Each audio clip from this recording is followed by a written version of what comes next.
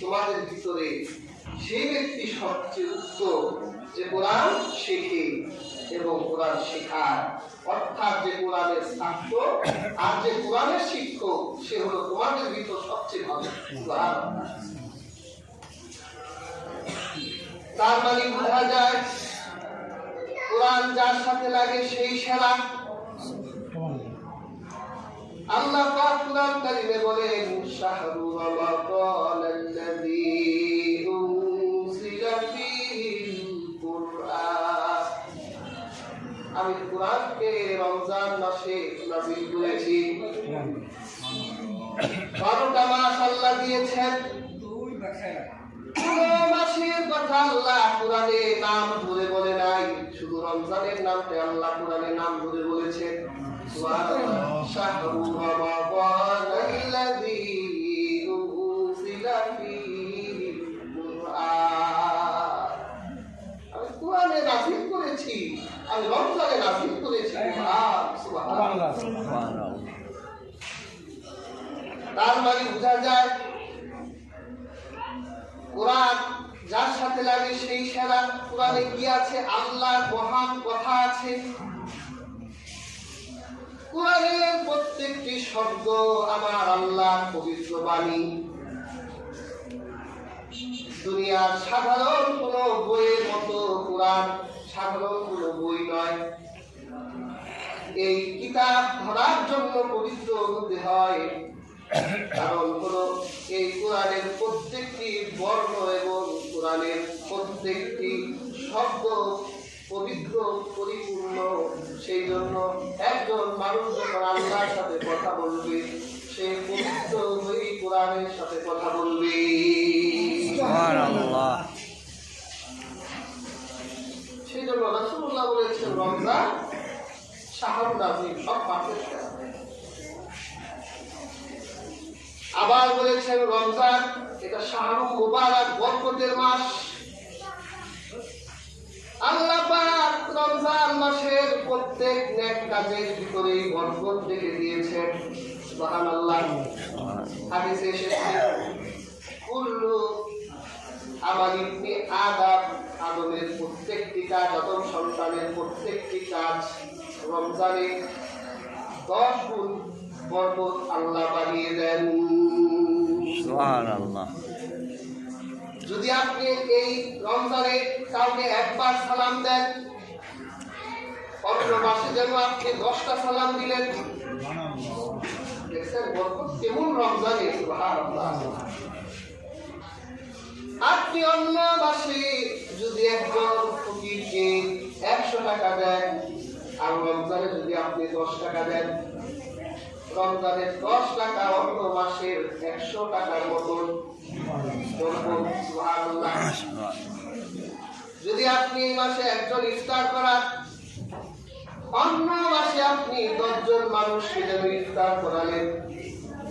তার মানে বোঝা যায় রমজানে আল্লাহ এমন বরকত রেখে দিয়েছেন, আদম সন্তানের প্রত্যেকটি নেক কাজের ভিতর আমার আল্লাহ 10টা বরকত রেখে দেন। সুবহানাল্লাহ। কয়টা বরকত? আর যদি আপনার উদ্দেশ্য বরকত না থেকে আল্লাহ খুশি থাকে, যে আমি সওয়াবের জন্য নয়, আমি আল্লাহর রাজি খুশির জন্য করব, তাহলে 10 নয় 700 গুণ আল্লাহ বাড়িয়ে দেন। সুবহানাল্লাহ। 1 টাকা দিবেন আল্লাহর রাস্তায়, অন্য মাসে কয় টাকা? 700 টাকা। সুবহানাল্লাহ। তাহলে আমরা সওয়াবের জন্য আল্লাহর রাজি খুশির জন্য রোজা রাখবো, ঠিক কি না? ঠিক ঠিক। যেহেতু রাসূলুল্লাহ সাল্লাল্লাহু আলাইহি ওয়াসাল্লাম এই মাসটাকে বলেছেন বরকতের মাস, শাহরুল মুবারক, কাজেই এই মাসের প্রত্যেকটি বরকত আমাদের অবশ্যই হাসিল করতে হবে।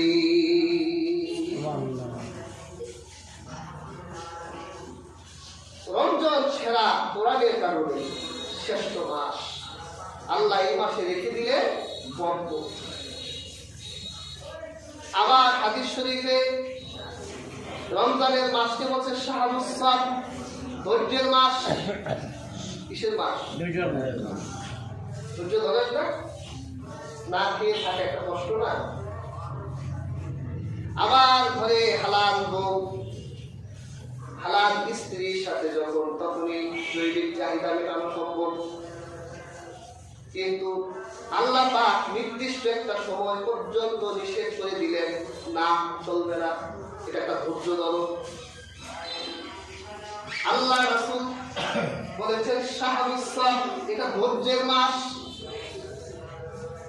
একজন মুসলিম যাতে ধৈর্যহীন হয়ে না যায়, ধৈর্যের শিক্ষা দেবার জন্য আল্লাহ এই মাসে আমাদেরকে ধৈর্যের তালিম দেয়।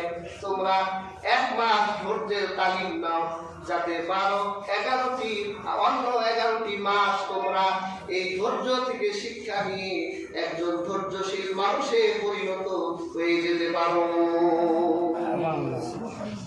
এক মাস শিখো ধৈর্য কেমনে অর্জন করতে পারো। এই জন্য আমরা না খেয়ে ধৈর্য ধরি। ঘরে স্ত্রী আছে, কিন্তু তার কাছে আমরা জৈবিক চাহিদা মিটেই না, কারণ আমরা ধৈর্য ধরি, ধৈর্যের পরীক্ষা দিই। কাফিরেরা, মুশরিকেরা আমাদেরকে মাঝে মাঝে খাদ্যের ভয় দেখায়, দেখায় না? আবার তারা আমাদের জীবন নাশের ভয় দেখায়। আমরা কি ভয় পাবো না? ধৈর্য ধরবো। وَلَنَبْلُوَنَّكُمْ بِشَيْءٍ مِّنَ الْخَوْفِ وَالْجُوعِ وَنَقْصٍ مِّنَ الْأَمْوَالِ وَالْأَنفُسِ وَالثَّمَرَاتِ وَبَشِّرِ الصَّابِرِينَ الَّذِينَ إِذَا أَصَابَتْهُم مُّصِيبَةٌ قَالُوا إِنَّا لِلَّهِ وَإِنَّا إِلَيْهِ راجعون। আল্লাহ কি মহান কথা বললেন যে وَلَنَبْلُوَنَّكُمْ بِشَيْءٍ مِّنَ الْخَوْفِ وَالْجُوعِ, তোমাদেরকে অবশ্যই আমি পরীক্ষা করব। ক্ষুধা দিয়ে, ক্ষুধা লাগাই দিব তোমাদের। কাফেরেরা খাদ্যের ভয় দেখাবে তোমাদের, দেখায় না? ফিলিস্তিনে দেখায়। যদি আমাদের কথা না শোনো, ভূখণ্ড যদি আমাদের কাছে না তুলে দাও, শুধু অস্ত্র দিয়ে নয়, বরং তোমাদের খেতে দিব না। কিন্তু মুসলমান কি খাদ্যের ভয় করে? কেন করবে? ওরা জবাব দেয়, আরে বেটা 12 মাসে একটা মাস তো আমরা না খেয়েই কাটাই, তাহলে আমাদের ভয় দেখা। আমাদের একটা বিধানই আছে না খেয়ে থাকা। আল্লাহ বলেন ওরা ভয় দেখাবে, আমি আল্লাহ তোমাদেরকে এভাবে না খাওয়াইয়া তুষার যন্ত্রণা দিয়ে পরীক্ষা দিব। আবার জীবন নাশের ভয়, তোমার চোখের সামনে তোমার আদরের বড় করা সন্তান, তাকে আমি আল্লাহ তোমার চোখের সামনে মেরে ফেলবো। তোমার ঘরে, যার ঘরে তুমি বড় হয়েছ, তোমার মা বাবাকে আমি দুনিয়া থেকে উঠাই নিব। জীবনের ভয় আমি তোমাকে দেখাবো। তুমি তোমার ব্যবসা বাণিজ্যে আমি আল্লাহ আগুন লাগাই দিব। ফসলি জমিকে আমি আল্লাহ খাতা দিয়ে ধ্বংস করে দিব। তোমার ফল ফসলকে আমি আল্লাহ নষ্ট করে দিব। তারপর আমি আল্লাহ দেখবো তুমি কি করো। তুমি যদি ধৈর্য ধরো, তাহলে রাসূল জানাই দেন ওয়াবাশশিরিস সাবিরিন, আমি ওই ধৈর্যশীলদের জন্য সুসংবাদ রেখে দিলাম। সুবহানাল্লাহ। কেমনে ধৈর্য ধরবেন আল্লাহ তাও শিখায়। আল্লাযীনা ইযা আসাবাতুহুম মুসিবাহ, যখন তাদের কাছে বিপদগুলো এসে যায়, তখন তারা বলে কালু ইন্না লিল্লাহি ওয়া ইন্না ইলাইহি রাজিউন। এটা যে আমরা বলি মরণের দোয়া, এটা আসলে মরার দোয়া না, এটা একটা বিপদের দোয়া। একটা মানুষ যখন মরে যায়, ওই বাড়িতে শোক নেমে যায়, বিপদ আসে। এই জন্য এই দোয়াটা করতে হয়। এটা ধৈর্যের দোয়া। তুমি এই কথা বলে ধৈর্য ধরো যে ইন্না লিল্লাহ, আল্লাহ সবকিছু আপনার, ওয়া ইন্না ইলাইহি রাজিউন, আবার আমরা যেখানেই থাকি আপনার কাছে ফিরব। কাজেই হাজরিন, যত বিপদ আসুক কাফেরেরা আপনাকে খাবারের ভয় দেখান, তার জীবন নাশের ভয় দেখান, আপনি ধৈর্যের দোয়াটা করবেন, বলবেন ইন্না লিল্লাহি ওয়া ইন্না ইলাইহি রাজিউন। এটা বলবেন, এটা বিপদের দোয়া। ধৈর্য শিখবে, রমজান আপনাকে ধৈর্যের শিক্ষা দিয়ে বিদায় দিবে, আপনি ধৈর্যশীল হয়ে যাবেন। সুবহানাল্লাহ। এরপর হাদিস শরীফে রমজানকে বলছে শাহরুল মুওয়াসাহ, সহানুভূতির মাস। একটা মানুষ আরেকটা মানুষকে সহানুভূতি করবে, যাতে সারা বছর একজন আরেকজনের প্রতি দরদি হয়ে থাকে, একজন আরেকজনকে দেখলে যাতে ইনকার না করে, অবজ্ঞা না করে, ইহানত না করে, মানুষকে হ্যাঁ জ্ঞান না করে। কোরআন শরীফে আল্লাহ নিষেধ করেছেন ওয়ালা তুসাফির হাদ্দাকা লিন্নাস, আল্লাহ পাক বলে তুমি মানুষকে ছোট জ্ঞান করো না। একটা মানুষ দুর্বল তাই বলে তাকে গালি দিও না। তুমি সবল শক্তিশালী বলে তার উপর হাত চালাবা, এটা তুমি করো না, তার প্রতি সহনশীল হয়ে যাও। আজকে তোমার ক্ষমতার বাহাদুরি, অহংকার আর গর্ব নিয়ে তুমি দুনিয়ার বুকে ঘুরে বেড়াও। তোমার থেকে বড় বড় অহংকারীরা এই পৃথিবীর বুকে ঘুরত, কিন্তু আজকে তারা দুনিয়ার বুকে নাই। একটা গ্লাস পানি আছে।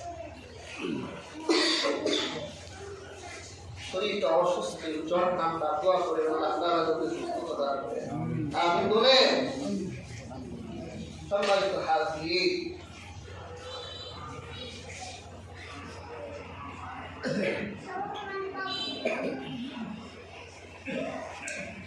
সম্মানিত হাজির, কাজে এই মাসে আমরা একজন আরেকজনের প্রতি দয়াশীল হব, আর আমরা রমজান মাসে একটু হইব। দেখেন না, এই জন্য আমরা অনেক সময় ইফতার কিনে দিই, দয়াশীল বলেই তো ইফতার কিনে দিই, গুড় কিনে দিই, চাল ডাল, অনেক কিছু আমরা একজন আরেকজনকে সহানুভূতি করি।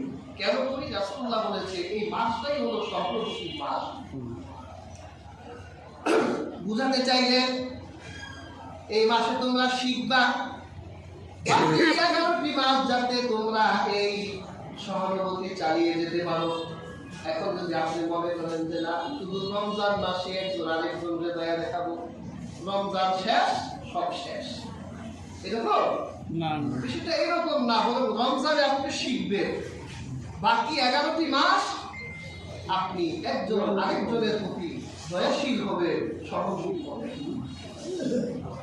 এই জন্যই তো আমাদের দেশের মানুষ রমজান মাসে যাকাত দেয়। কেন দেয়? অনেক কারণ আছে। আমরা উৎসাহিত করি রমজানই দেয়, কারণ বরকতের মাস। আপনার যাকাত যদি 10 লাখ আসে, তাহলে বরকত থাকার কারণে 700 লাখেরও বেশি আপনি যাকাত দিচ্ছেন। ঠিক না? 1 লাখ টাকা যাকাত আসলে অন্য মাসে 700 লাখ। এই জন্য আমরা উৎসাহিত করি যে হ্যাঁ, রমজান টু রমজান করে যাকাত দেয়। কিন্তু এখন তারা এমনও অনেক মাসালা আমাদেরকে জিজ্ঞেস করে শুনতে পারি, যাকাতের পয়সা দিয়ে ইফতার দেওয়া যায় কিনা? আপনারা বলেন তো, একটা টাকার মালিকানা আমার, আমি একটা টাকা মালিক, ওই টাকাটা খরচ করার অথরিটি আমার না অন্য কারো? আমার। আমার কথা বুঝেন নাই? মনে করেন যে 10,000 টাকা আমার তোমার হাতে আছে, তো এখন আপনি যদি আইসা বলেন তোমার 10,000 আছে, আচ্ছা আসো তোমার চাল ডাল কিনে দিই, আসলে লোকটা স্ত্রী অসুস্থ, টাকাটা কোথায় লাগবে? ওখানে লাগবে। আপনি জোর করে তাহলে চাল ডাল কিনে দিলেন, টাকা একজনের মাতবুরি করলো। জাকাতের যেই টাকা আসে এইটা ধনাঢ্য ব্যক্তির নয়, বরং ধনাঢ্য ব্যক্তির সম্পদ থেকে আরেকজনের মালটাকে আল্লাহ বের করে দিয়েছে। একটা লোকের যদি 2 লক্ষ টাকা জাকাত আসে, তার অনেক সম্পদের ভিতর থেকে 2 লক্ষ টাকা আল্লাহ বের করলেন জাকাত। এটা তার নয়, বরং এর মালিকানা আল্লাহ অন্য 7 জন ব্যক্তির জন্য রেখে দিয়েছে।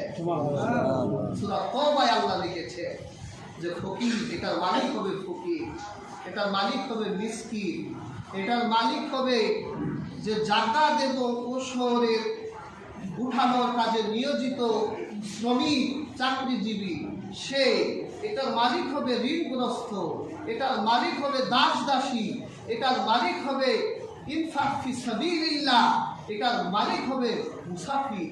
আল্লাহ 7টি খাত রেখেছে, অর্থাৎ এই 2 লক্ষ টাকার মালিকানা এই 7 জন ব্যক্তি পাবে। আপনি যদি এখন এটার মালিক একজনে, আপনি যদি চাল ডাল কিনেন হবে, তারও তো একটা চাহিদা আছে যে টাকাটা আমার হাতে আসলে আমি অন্য কিছু একটা করবো। কাজেই জাকাতের পয়সা দিয়ে ইফতার, লুঙ্গি, শাড়ি এগুলো কিনে দিলে জাকাত আদায় হবে না, ঠিক সহানুভূতিও হবে না। এটা একটা মশকারা করা হলো, ছিল এটা রাজি হই না। আপনি ইফতার দিবেন সহানুভূতির জন্যে, মানুষের পাশে দাঁড়াবেন সহানুভূতির জন্য, আপনার নিজের পয়সা। কাজে হাজির সহানুভূতির এই রমজানে আমরা একজন আরেকজনের দিকে সহানুভূতির হাত দিয়ে দাঁড়াবো, একজন আরেকজনকে ইফতার করাবো। আল্লাহ রাসূল সাল্লাল্লাহু আলাইহি ওয়াসাল্লাম বলেছেন, যে ব্যক্তি একজন ব্যক্তিকে 1 গ্লাস পানি দিয়েও ইফতার করায়, আল্লাহ রাব্বুল আলামিন তার সকল পরিমাণ সওয়াব ওই বান্দার আমলনামায় রেখে দেন। সুবহানাল্লাহ। সহানুভূতি করার কারণে কাজী হাজরি আমরা এই মাসটিকে সহানুভূতির মাস হিসেবেই ধরে নেব। এইবার আসে রমজান মাসকে তো কতগুলো নামে হাদিসে আখ্যায়িত করলো। এটা শ্রেষ্ঠ মাস, এটা বরকতপূর্ণ মাস, এটা ধৈর্যের মাস, এটা সহানুভূতির মাস। আসলে আল্লাহ রমজানের ভিতর রাখলেন না, তারা রমজানে আল্লাহ একটা বিধান দিয়েছে। আমরা যেমন 5টা বিধানকে ইসলামের কি বলি, একটা হলো তাওহীদের কালিমা লা ইলাহা ইল্লাল্লাহ মুহাম্মাদুর রাসূলুল্লাহ, আরেকটা হলো এটা যখন একটা মানুষ বলবে তখন তার প্রতি নামাজ আবশ্যক হয়ে যাবে। আল্লাহ এরপরে রোজাকে রাখলে, যে এটা সারা বছর নয় বরং একটি মাস। রোজাটা কি, সওমটা কি? এটা হলো আমার আল্লাহ সন্তুষ্টি হাসিলের লক্ষ্যে একটি নির্দিষ্ট সময় পর্যন্ত খাওয়া দাওয়া বা কামনা বাসনা বাদ রেখে আল্লাহ সন্তুষ্টি হাসিলের জন্য তাকওয়া অর্জন করাই হচ্ছে রমজানের রোজা। এটা একটা সাধনা। সাধনা একটা মাস পর্যন্ত আপনি স্ত্রী হালাল দিনে ব্যবহার করা যাবে না, ফ্রিজ ভরা খাবার, বাজারে ঢুকলে খাবার, ফল সামগ্রীর অভাব নাই কিন্তু খাওয়া যাবে না, আপনি খাচ্ছেন না। এটা একটা সাধনা। এই সাধনার মধ্য দিয়ে আমার আল্লাহ খুশি অর্জন করবেন, তা বড় অর্জন। আমাদের বাংলাদেশে ইসলাম অনেক আগে আসছে, সেই সাহাবীদের যুগে। সুবহানাল্লাহ। ইতিহাস ঘাটলে দেখা যায় 4 জন সাহাবী আমাদের বাংলাদেশের উপর দিয়ে চীন দেশে যেত। আমি রংপুরে একবার মাহফিলে গেলাম, ওখানে সেই প্রত্নতাত্ত্বিক যুগের একটা মসজিদ দেখলাম। এই মসজিদগুলো আজকের না, বরং হাজার বছর আগের মসজিদ। বোঝা যায় এই দেশে ইসলাম হাজার বছর আগেই এসেছে। কিন্তু আমরা ইসলামের চর্চা বেশি দিন হয় করি না। আমাদের আজ থেকে 200-300 বছর আগে গেলে দেখতেন যে আমরা ভালো করে ইসলামের সম্পর্কে কিছু ভালো বুঝতামও না, জানতামও। এদেশে ইসলাম প্রচারে সবচেয়ে বড় বড় ভূমিকা যারা রেখেছে, এর মধ্যে নোয়াখালীর হুজুররা অনেক বেশি ইসলামের দাওয়াতের কাজ করেছে। একটা গল্প বলেছিলাম, নোয়াখালীর এক হুজুর রমজান শাবানের শেষ দিকে, রমজানের কয়েকদিন আগে এক মফস্বল গ্রাম্য এলাকায় ঘুরছে আল্লাহ দ্বীনের প্রচার নিয়ে। ওখানের মানুষদেরকে বললো, দেখো আগামী শনিবার রাত্রে খেয়ে রোববার রোজা রাখতে হবে, রমজান এসে গেছে। তো বললো, রমজান আসছে, রোজা রাখবো কি করে? তোমরা সেই ভোর রাতে খাবা, আবার যখন সূর্য ডুবে যাবে তখন আবার খাবা, মাঝখানে কিচ্ছু খাওয়া যাবে না, স্ত্রীর সাথে জৈবিক চাহিদা অনুসারও যাবে। তো তোমরা, আমি তো থাকতে পারবো না, দাওয়াতের মেহনত নিয়ে আরেক গ্রামে যাচ্ছি, আমি আসার সময় আবার তোমাদের দেখে যাবো যে তোমরা কে কতদূর রোজা রাখলাম, রমজান আসার পরে তোমরা কতটুকু ফায়দা হাসিল করলাম। ঠিক আছে হুজুররা। তোমরা হুজুর আবার বলে গেছে রমজান 3 ভাগে বিভক্ত, বরকত, মাগফিরাত, তাজা। ওরা চিন্তা করতেছে কঠিন সাধনা, এটা করা যায় না। হঠাৎ করে শনিবার রাত্রে একটা হরিণ 2টা বাচ্চা নিয়ে গ্রামে ঢুকছে। তো সবাই চিন্তা করলো এটাই রমজান হবে। আর হুজুর এই কষ্টটার জন্য আমাদেরকে বুঝে গেছে রমজান দিয়ে আজকে মেরে ফেলি, তাহলে আর আমাদেরকে 1 মাস রোজা রাখতে হবে না। ওরা হরিণটাও মারছে, 2টা বাচ্চাও মেরে ফেলছে।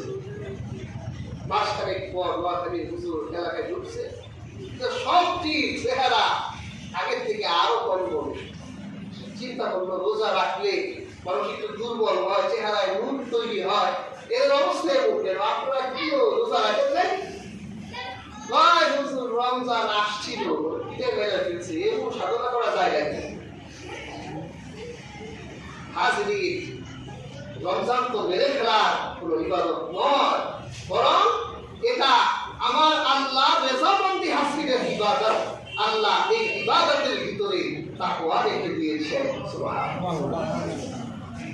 সেই জন্য আল্লাহ পাক কোরআন কারীমে বলেন, ইয়া আইয়ুহাল্লাযীনা আমানু কুতিবা আলাইকুমুস সিয়াম কামা কুতিবা আলাল্লাযীনা মিন ক্বাবলিকুম লাআল্লাকুম তাত্তাকুন।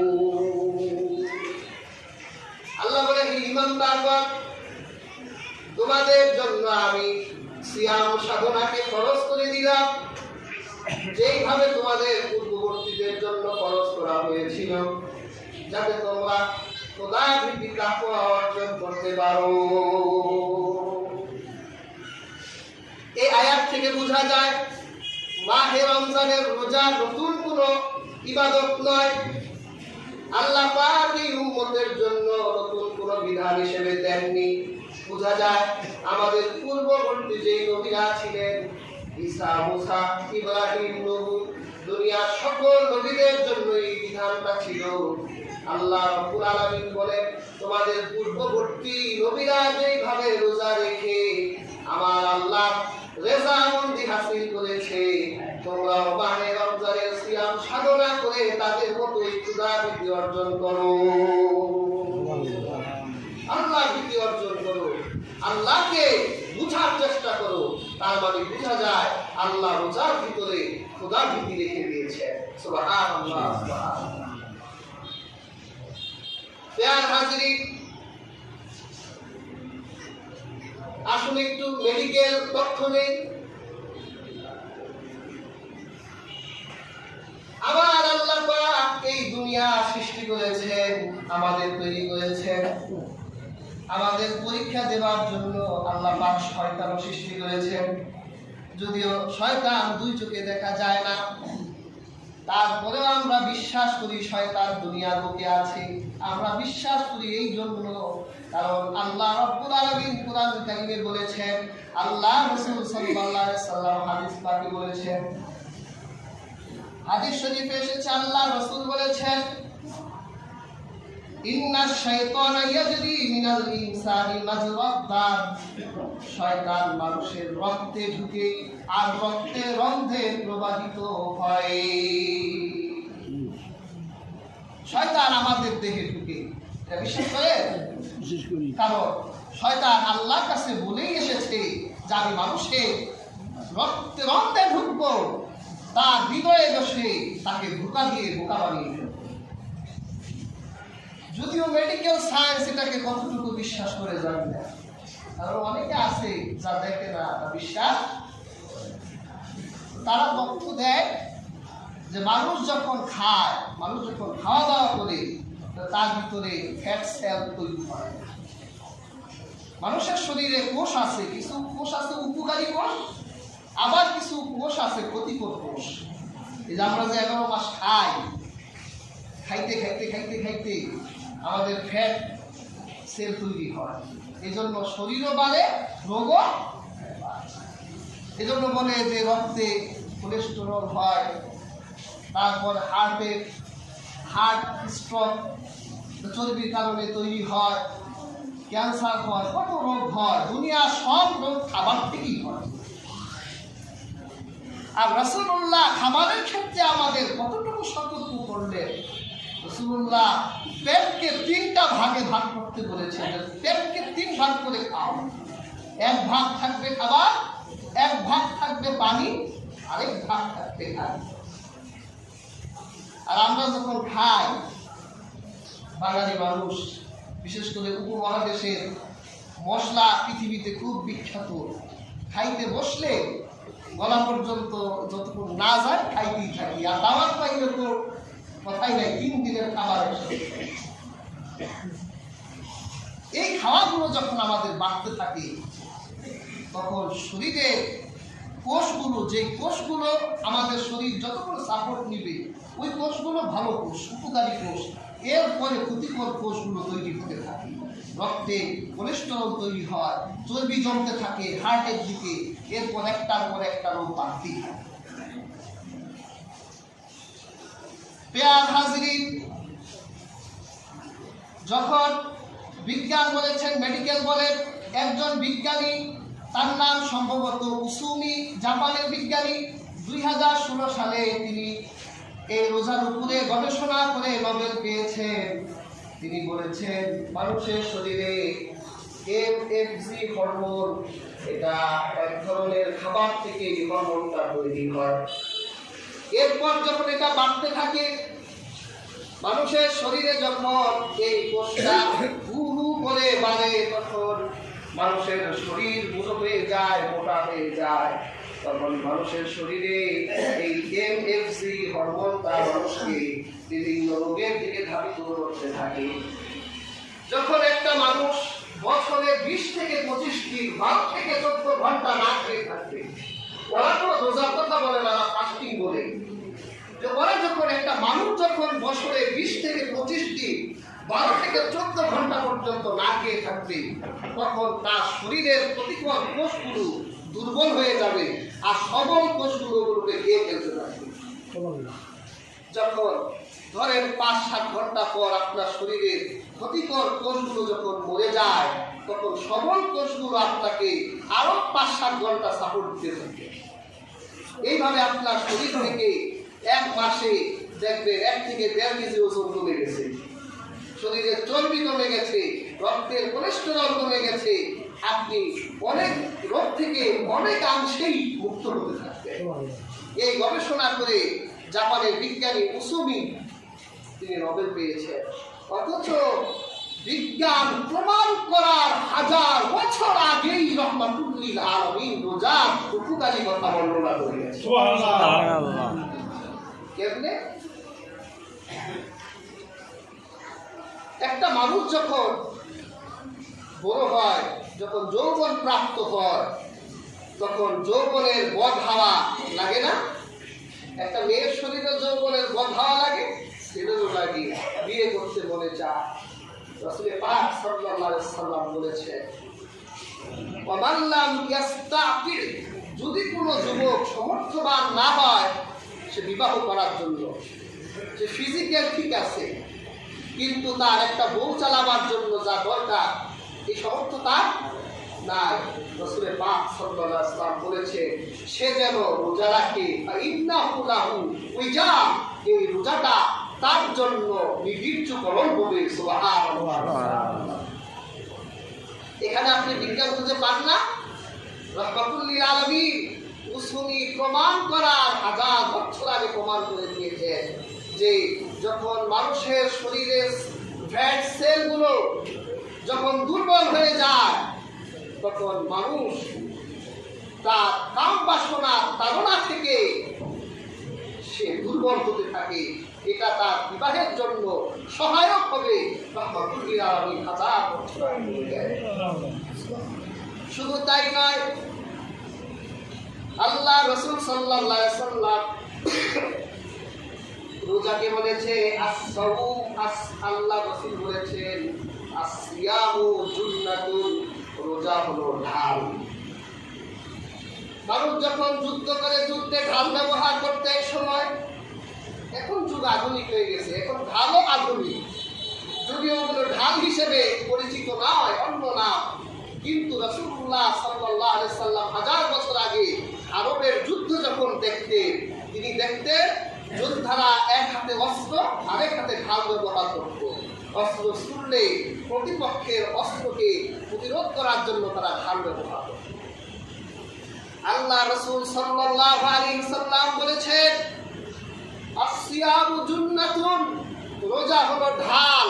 কেমন ঢাল? যখন তুমি রোজা রাখবে, আল্লাহকে রাজি ও খুশি করা যখন তোমার উদ্দেশ্য হবে, তখন শয়তান তার হাজার অস্ত্রের একটি অস্ত্র তোমার সামনে দাঁড় করাবে। তুমি রোজাদার, রাস্তা দিয়ে হেঁটে যাচ্ছ, সুন্দরী এক নারী তোমার পাশ দিয়ে যাচ্ছে, শয়তান তো চায় তুমি ওই নারীর দিকে তাকাও, গুনাহ করো, কিন্তু রাসূলুল্লাহ বলেছে তখন তুমি বলো যে আনা সাহেব, আমি রোজাদার। তুমি আমাকে পাপের যে তীর ছুঁড়েছো, আমি রোজা ঢাল দিয়ে তা প্রতিরোধ করলাম। তুমি একটা নারীর দিকে আমাকে তাকাতে বলছো আর আমি জবাব দিলাম আমি রোজাদার। রোজাদার কখনো পাপ করতে পারে না। সুবহানাল্লাহ। আবার আপনি অফিসে বসছেন, রমজান মাসে আমরা দেখেন কেমন ধার্মিক, দাবি তো করি অনেক ধার্মিক, রমজান মাসে আমরা কখনো ভালো হই, শিক্ষিত লোক অফিসে বসে রমজান মাসেও ঘুষ খায়। যদি ভালো মানুষ হতো তাহলে অনেক ঘুষের পয়সা টেবিলের নিচ দিয়ে দিলেও বলতো ভাই দিও না, আমি রোজাদার। কিন্তু তখন আর অফিসার ওইটা যার ঘুষ বলে না, ওটা অন্য কিছু একটা বলে। হাজিরি প্রকৃত রোজাদার, সে যদি রোজা থেকে ফায়দা দেয় তাহলে অবশ্যই তার রোজা তার জন্য ঢাল স্বরূপ হবে। পৃথিবীর যে কোনো পাপ তার সামনে দাঁড়াবে, সে একটা জবাব দিবে আমি রোজাদার। রোজাদার কখনো পাপ করতে পারে না।